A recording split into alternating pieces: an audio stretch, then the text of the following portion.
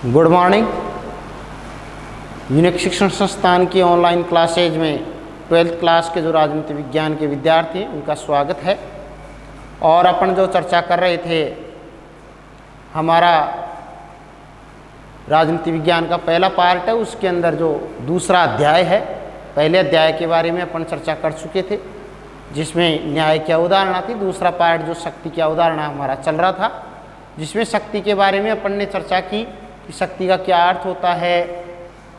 साथ ही साथ में शक्ति के प्रकारों के बारे में अपन ने चर्चा की, उसके 3 प्रकार के बारे में अपन ने जानकारी प्राप्त की। फिर उसके बाद में जो शक्ति की संरचना के बारे में चर्चा की कि शक्ति की संरचना के या शक्ति के सिद्धांत भी कह सकते हैं उनको।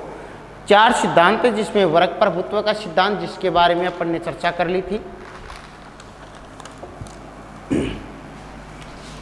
एक बार पुनः रिवीजन करवा देता हूं मैं। शक्ति के सिद्धांत या संरचना बोल दो, ये 4 हैं। पहला सिद्धांत है इसका वर्ग प्रभुत्व का सिद्धांत। दूसरा जो सिद्धांत है शक्ति का, वो है विशिष्ट वर्गीय सिद्धांत, कि विशिष्ट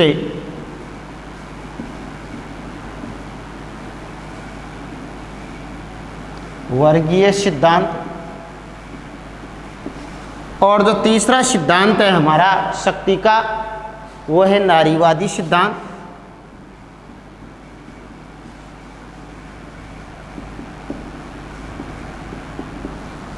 और चौथा जो सिद्धांत है वो उसको कहा जाता है शक्ति का बहुलवादी सिद्धांत। इस प्रकार से हमने शक्ति के 4 सिद्धांतों की चर्चा कर ली थी, परंतु फिर भी ये बहुत इंपॉर्टेंट है, इसलिए दोबारा मैं एक बार आपको रिवीजन करवा जाता हूं। वर्ग प्रभुत्व का सिद्धांत मार्क्स की देन है। विशिष्ट वर्गीय जो सिद्धांत है वो किसकी देन है? वो है पेरेटो, मिचेल्स और मॉस का। ये 3 विद्वानों का इसको प्रतिपादक विशिष्ट वर्ग का। नारीवादी जो सिद्धांत है, जो नारी के पक्षधर हैं, उनका सिद्धांत है बहुलवादी सिद्धांत है। इसके अंदर जो शक्ति है वो किसी एक वर्ग में नहीं मान करके बहुत सी संस्थाओं के अंदर या सभी के अंदर बहुत सी शक्ति के केंद्र माना गया है। वर्ग प्रभुत्व सिद्धांत के अंतर्गत और विशिष्ट वर्गीय सिद्धांत के अंतर्गत और नारीवादी सिद्धांत के अंतर्गत, इन तीनों सिद्धांतों में किस बात का विशेष जोर दिया गया है कि समाज में 2 वर्ग होते हैं, किसी भी संस्था में या समाज में या राज्य में, जिसमें एक वर्ग दूसरे वर्ग के ऊपर अपनी शक्ति का प्रयोग करता है या प्रभुत्व स्थापित करता है। जैसे मार्क्स कहता है समाज के अंदर 2 वर्ग। एक वर्ग का नाम कहता है वो पूंजीपति वर्ग, जिसको हम बुजुर्गा वर्ग कहते हैं। दूसरा कहता है वो दूसरा जो पूंजीपति वर्ग क्या है? शक्ति से संपन्न है। जबकि बुजुर्गा जो पूंजीपति या बुजुर्गा, दूसरा जो वर्ग बताता है उसका नाम बताता है वो किसके आधार पे? वो है श्रमिक वर्ग बोल दो, मजदूर वर्ग बोल दो, चाहे सर्वहारा वर्ग बोल दो। उसके अंदर जो पूंजीपति नहीं है उनसे हट करके जितने भी मध्यम श्रेणी के और जो गरीब व्यक्ति हैं उनका एक वर्ग है। इस प्रकार समाज में एक अमीर का वर्ग, एक गरीब का वर्ग, चाहे 2 वर्ग इस प्रकार से बोल दो, चाहे बुजुर्गा वर्ग या पूंजीपति वर्ग। दूसरा वर्ग हो गया श्रमिक या सर्वहारा वर्ग। इन्होंने संपत्ति के आधार पे या धन या संपदा के आधार पे या आर्थिक आधार पर इन्होंने समाज के अंदर 2 वर्गों का विश्लेषण किया है कि इन्होंने मार्क्स ने। इसमें से जो शक्ति संपन्न किस वर्ग को माना है? पूंजीपति वर्ग या बुजुर्गा वर्ग, जो सदैव क्या करता है? जो कमजोर वर्ग है उसका शोषण करता है। इस प्रकार से मार्क्स ने शक्ति का केंद्र जो वर्ग प्रभुत्व सिद्धांत के अंदर किसके अंदर माना है? जो बुजुर्गा वर्ग है या जो पूंजीपति वर्ग है उसमें शक्ति का केंद्र माना है। वो अपनी शक्ति का प्रयोग किसके ऊपर करता है? सर्वहारा वर्ग या श्रमिक वर्ग या मजदूर वर्ग के ऊपर करता है। इस प्रकार से मार्क्स कहता है आज तक का इतिहास सदैव किसका इतिहास रहा है? वर्ग संघर्ष का इतिहास रहा है। 2 वर्गों के मध्य सदैव संघर्ष रहा है। अब बात आती है दूसरा जो शक्ति का सिद्धांत है वो विशिष्ट वर्गीय सिद्धांत।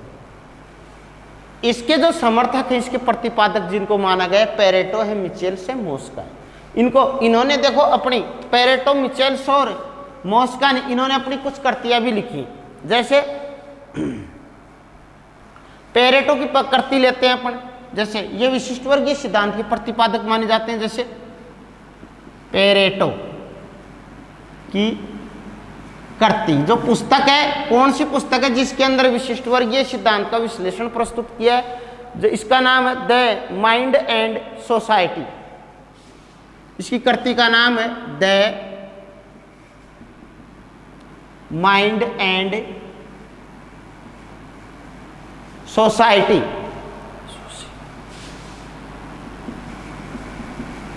माइंड एंड सोसाइटी इसकी किताब है। इस किताब के अंदर पेरेटो ने विशिष्ट वर्गीय सिद्धांत का समर्थन किया है।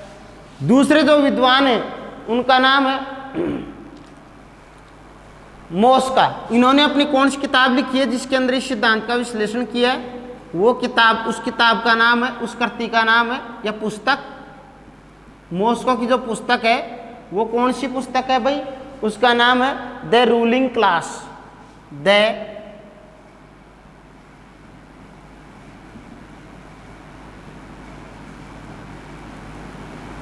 Class, the ruling class.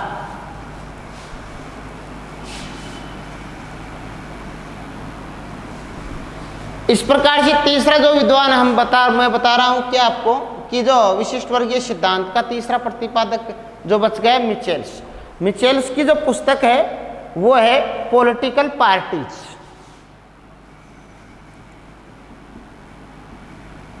मिचेल्स, च भी लिखा जाता है, इसको से भी लिखा जाता है। मिचेल्स की कृति, इसकी कृति का नाम है द पॉलिटिकल पार्टीज।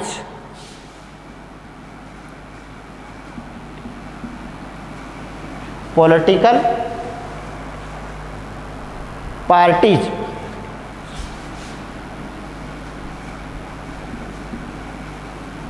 ये तीनों विद्वानों की कृतियां, इन कृतियों को ध्यान में रखना। पेरेटो की किताब द माइंड एंड सोसाइटी है, मॉस्को की द रूलिंग क्लास है, मिचेल्स की जो किताब है वो है पॉलिटिकल पार्टीज। इस प्रकार से इन कृतियों के अंदर इन्होंने अपने विशिष्ट वर्गीय सिद्धांत का समर्थन किया है कि जो शक्ति का जो केंद्र है, इसने भी दो ही बातें बताई है कि शक्ति के केंद्र के अंदर एक शक्ति संपन्न है, एक शक्तिहीन है, जिसमें शक्ति नहीं है, जिसके अंदर एक विशिष्ट वर्ग है और दूसरा सामान्य वर्ग है। इस प्रकार से दो वर्गों की चर्चा की है। किसने? इन तीनों विद्वानों ने विशिष्ट वर्गीय सिद्धांत के अंदर। दो वर्ग कौन कौन से हैं? एक विशिष्ट वर्ग हो गया और दूसरा हो गया सामान्य वर्ग। देखो ये दो वर्गों में से विशिष्ट वर्ग के अंदर शक्ति का स्रोत मानता है कि शक्ति का केंद्र किसमें रहता है? विशिष्ट वर्ग के अंदर रहता है। और विशिष्ट वर्ग अपनी शक्ति का प्रयोग किसके ऊपर करता है? सामान्य वर्ग के ऊपर करता है और उसका शोषण करता है। तो इस प्रकार से शक्ति का केंद्र है, तो क्योंकि अपन शक्ति के सिद्धांत पढ़ रहे हैं, तो इसके अंदर ये इसका कहना चाहिए संपत्ति या आर्थिक आधार पे दो वर्गों में विभाजित न करके, इसने वर्ग तो दो ही बताए कि दो वर्ग हैं, एक विशिष्ट वर्ग सम, परंतु आर्थिक आधार पर न करके इसने समाज के अंदर जो पद है प्रतिष्ठा के आधार पे इसने समाज के अंदर दो वर्ग माने हैं। एक वर्ग है जिसके पास में पद है, वो शक्ति संपन्न वर्ग, चाहे वो वकील है, चाहे वो डॉक्टर है, चाहे वो इंजीनियर है, चाहे वो राजनेताओं का समूह है, वो उस समूह को किसमें माना है? विशिष्ट वर्ग में माना है। और दूसरा जो वर्ग है जिसमें विशेष योग्यता नहीं है, न किस कोई पद है उसके पास, वो हो गया सामान्य वर्ग। तो विशेष योग्यता वाला और विशेष पद वाला जो वर्ग है विशिष्ट वर्ग, सदैव शक्ति संपन्न वर्ग है, वो अपनी शक्ति का किसके ऊपर प्रयोग करता है? सामान्य वर्ग पे करता है। इस प्रकार से समाज के अंदर ये दो वर्ग पाए जाते हैं, जिसमें एक शक्ति संपन्न केंद्र है जो विशिष्ट वर्ग है, दूसरा है सामान्य वर्ग। अब बात आती है तीसरे सिद्धांत कि नारीवादी का जो शक्ति का तीसरा सिद्धांत है नारीवादी सिद्धांत। इसके अंदर देखो, इसके अंदर इस बात का जिक्र किया गया है कि इसमें भी शक्ति का केंद्र पुरुष वर्ग को माना गया है, पुरुष वर्ग। और दूसरा जो वर्ग है जिसके ऊपर शक्ति का प्रयोग करता है, शक्तिहीन है, वो है महिला या स्त्री वर्ग। मेल और फीमेल। कहने का तात्पर्य यह है कि नारीवादियों का यह मानना है कि पुरुष शक्ति संपन्न वर्ग जिसमें शक्ति का केंद्र है, वो अपनी शक्ति का प्रयोग किसके ऊपर करता है, महिला वर्ग या स्त्री वर्ग के ऊपर करता है। तो यह है नारीवादी सिद्धांत। इसमें भी दो वर्ग है, पुरुष वर्ग और महिला वर्ग। तो इस प्रकार से ये पाश्चात्य संस्कृति, भारत के अंदर तो सदैव ही शक्ति की पूजा, नारी की पूजा होती रही है। तो इसी कारण से इसको नारीवादी सिद्धांत कहा जाता है। पाश्चात्य संस्कृति के अंदर क्या है, जो महिलाएं हैं, जो नारियां हैं, इनको अपने अधिकारों के लिए आंदोलन करने पड़े हैं, अनेक जो अपनी आवाज़ उठानी पड़ी है। तो इस कारण से, क्योंकि वहाँ पे ये माना जाता है कि जो शक्ति संपन्न, जो शक्ति का स्रोत है, वो पुरुष वर्ग के अंदर नहीं था, जो अपनी शक्ति का प्रयोग किसके ऊपर करता है, दूसरा जो वर्ग है महिला वर्ग, उसका शोषण करता है। इस प्रकार समाज के अंदर दो वर्ग है। अब आता है चौथा सिद्धांत, बहुलवादी सिद्धांत। इस बहुलवादी सिद्धांत के अंदर कहता है कि शक्ति का कोई एक केंद्र नहीं है, शक्ति विभिन्न समूहों में बटी हुई है और सबके अंदर अपनी शक्ति संपन्न वर्ग है। तो इस प्रकार से बहुलवादी सिद्धांत भारत के अंदर पाया जाता है। इस सिद्धांतों का ये मानना है कि कोई किसी का शोषण नहीं करता है, समाज के अंदर शोषणकारी व्यवस्था नहीं है, क्योंकि किसी प्रकार के कोई दो वर्ग नहीं है, क्योंकि शक्ति का जो केंद्र है समाज के विभिन्न समूहों में बटा हुआ है, कोई पर्टिकुलर एक समूह के अंदर शक्ति संपन्न समूह नहीं है। तो इस प्रकार से बहुलवादी सिद्धांत है। हमने 4 सिद्धांतों के बारे में वापस पुनः चर्चा की। अब हम शक्ति के बाद में इसका जो अगला स्रोत आता है, अगला जो अवधारणा है सत्ता, इस अवधारणा के बारे में आज हम चर्चा करेंगे।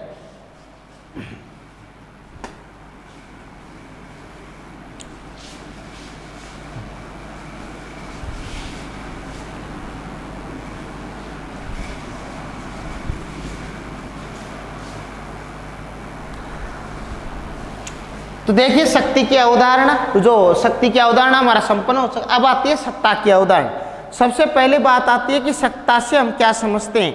देखो, सत्ता और शक्ति और वैधता, ये तीनों एक दूसरे से जुड़े हुए हैं। किसी भी राज्य व्यवस्था को संपन्न करने के लिए, किसी भी शासन व्यवस्था को चलाने के लिए तीनों एक दूसरे से पूरक है। शक्ति के बिगैर सत्ता और वैधता अधूरी है, और वैधता के बिगैर शक्ति अधूरी है, सत्ता अधूरी है, कोई भी काबिज नहीं हो सकती। इसलिए तीनों एक दूसरे से पूरक हैं, जुड़े हुए हैं। तीनों जुड़ करके ही जो राज्य व्यवस्था का संपादन करते हैं, शासन व्यवस्था का समझ लो चाहे राज्य व्यवस्था हो। सबसे पहले चर्चा करते हैं अपन सत्ता का अर्थ क्या है। सत्ता का अर्थ देखिए, सत्ता है ना, किसी भी कोई संस्था है, कोई भी संस्था है, कोई व्यक्ति है, चाहे व्यक्ति समझ लो, कोई संस्था समझ लो, उसका ऐसा नियम या उसका कोई ऐसा आदेश या नियम का वह गुण होता है जिसको स्वेच्छा से उसके निर्देशों का पालन किया जाता है, उसको हम क्या कहते हैं, सत्ता। तो हम साधारण से सत्ता किसी संस्था, सत्ता किसी व्यक्ति, सत्ता किसी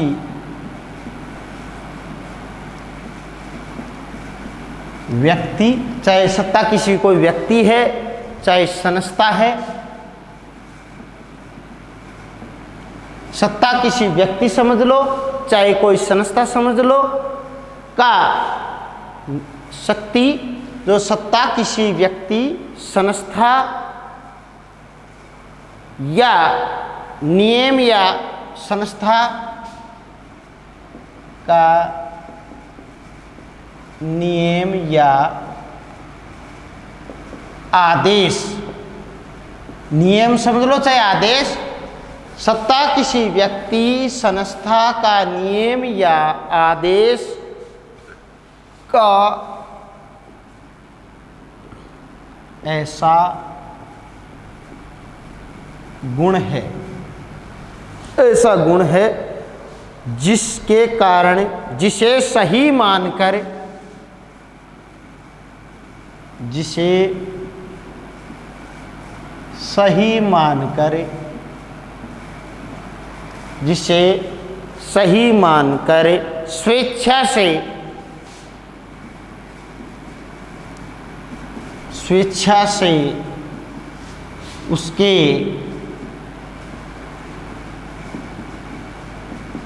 निर्देशों का उसके निर्देशों का पालन किया जाता है,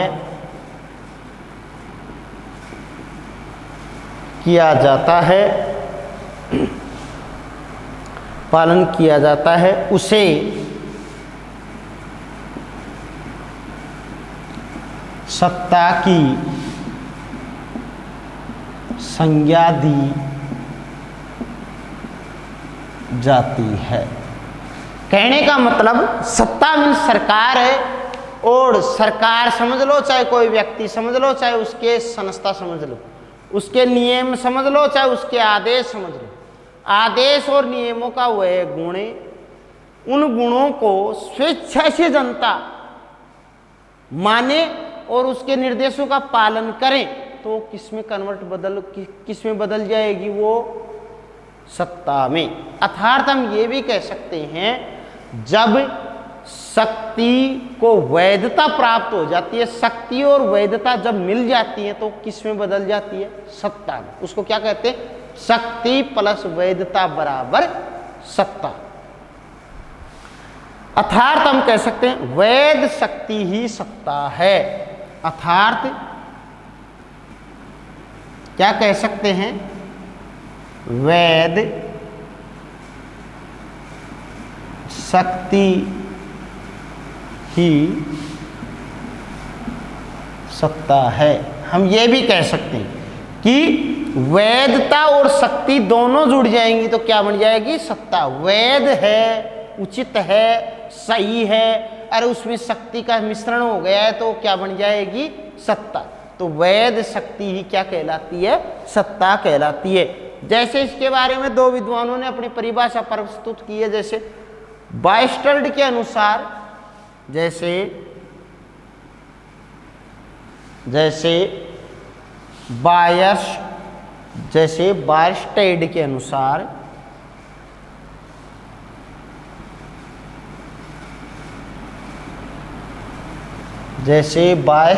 के अनुसार बायस्टेड ने क्या परिभाषा दी है भाई? सत्ता शक्ति के प्रयोग का संस्थात्मक अधिकार है। तो सत्ता क्या है? सत्ता बायस्टेड के अनुसार सत्ता शक्ति के प्रयोग का संस्थात्मक अधिकार है।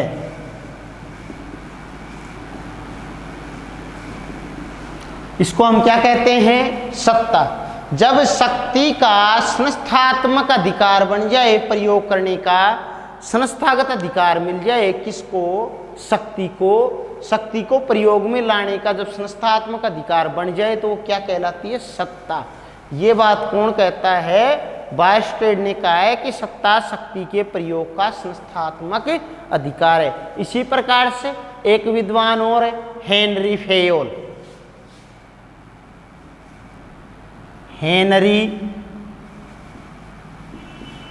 फेयोल के अनुसार इन्होंने क्या कहा है भाई? सत्ता का क्या अर्थ बताया है इन्होंने बताया सत्ता आदेश देने का अधिकार है। सत्ता आदेश देने का अधिकार है। सत्ता क्या है? आदेश देने का अधिकार है और आदेश का पालन कराने की शक्ति है। और आदेश का पालन कराने की शक्ति है। आदेश का पालन कराने की शक्ति है। ये किसने परिभाषा दी है? हेनरी फेयोल ने। तो इस प्रकार से हम क्या कह सकते हैं? सत्ता का क्या अर्थ निकल कर के आता है?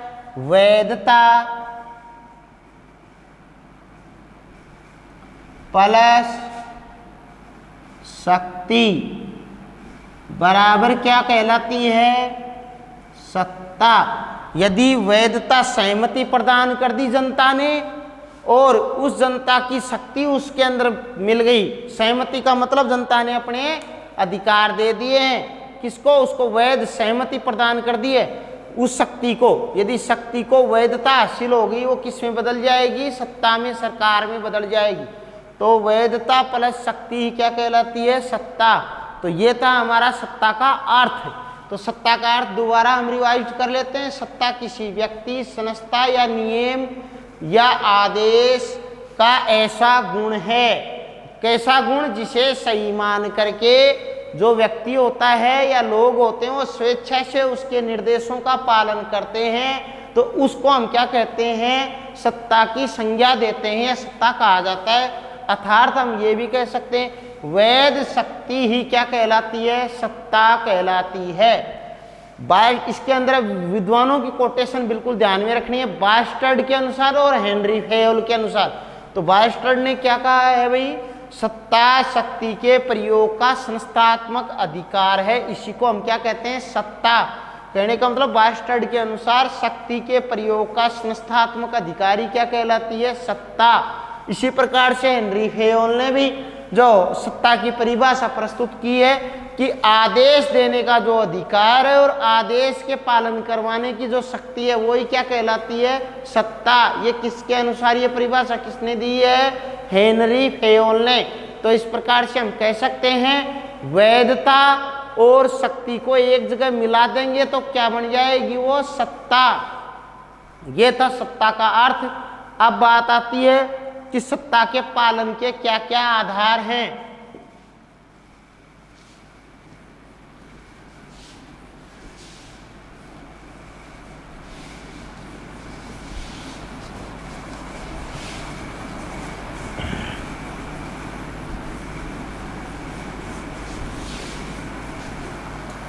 सत्ता पालन के आधार। अब आता है सत्ता पालन के आधार। देखो सत्ता पालन के आधार मुख्य तौर पर कितने माने गए हैं भाई, हम हमारे जो पाठ्यक्रम है उसके अंदर लगभग कितने माने गए हैं, 4। कौन कौन से हैं सत्ता पालन के आधार, कौन कौन से हैं भाई, ये बिल्कुल अपने को अच्छी तरह से याद रखना है। बहुत बार बोर्ड के एग्जाम में पूछा जाता है कि सत्ता पालन के कोई 2 आधार लिखिए, तो इसके अंदर मैं आपको 2 की बजाय 4 हैं हमारे पाठ्यक्रम में। सत्ता पालन कितने आधार हैं, 4। लगभग कौन कौन से हैं, एक तो है विश्वास, दूसरा आधार है जिसके आधार पे सत्ता का पालन किया जाता है, एक रूपता,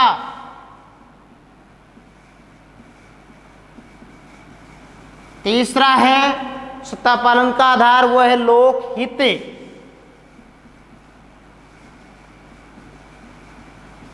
और जो चौथा है वो है सत्ता के पालन का आधार दबाव।